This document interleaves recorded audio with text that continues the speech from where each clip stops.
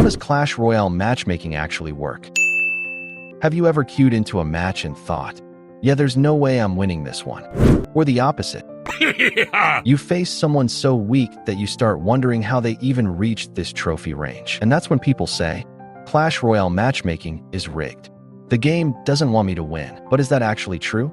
Or does it just feel that way? Let's break it down calmly, logically, and without conspiracy theories. First things first, Clash Royale does not have a personal grudge against you.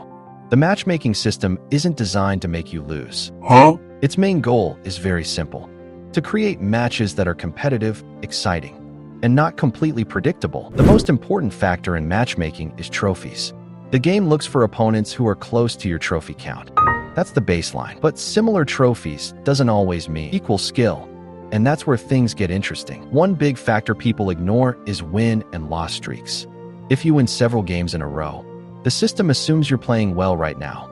Not lucky, but focused, warmed up, confident. It slightly increases the difficulty of your next opponents. Not to punish you, but to test whether you actually belong higher. On the other hand, if you're on a losing streak, you may face slightly easier opponents to prevent frustration and rage quitting. Next, card levels. A lot of players believe matchmaking is based on exact card levels. Like, if I have level 14 cards, I'll only face level 14 cards.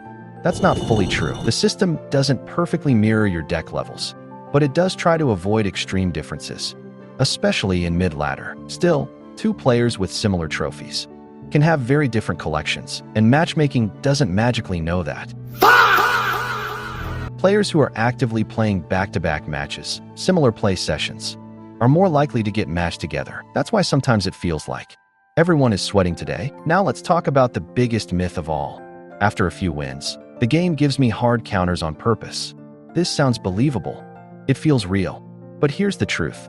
The matchmaking system does not analyze your deck and then search for the perfect counter just to annoy you. So if you play a meta deck, you'll also see its counters more often. Not because the game targets you, but because the ladder ecosystem adjusts itself. Your brain, however, connects the dots differently. You remember the painful losses. You forget the neutral or easy wins. And suddenly it feels personal. There's one last factor that almost nobody wants to admit: your mindset. After 2 or 3 losses, your decisions get worse. Thanks for watching. Don't forget to like, sub, and comment.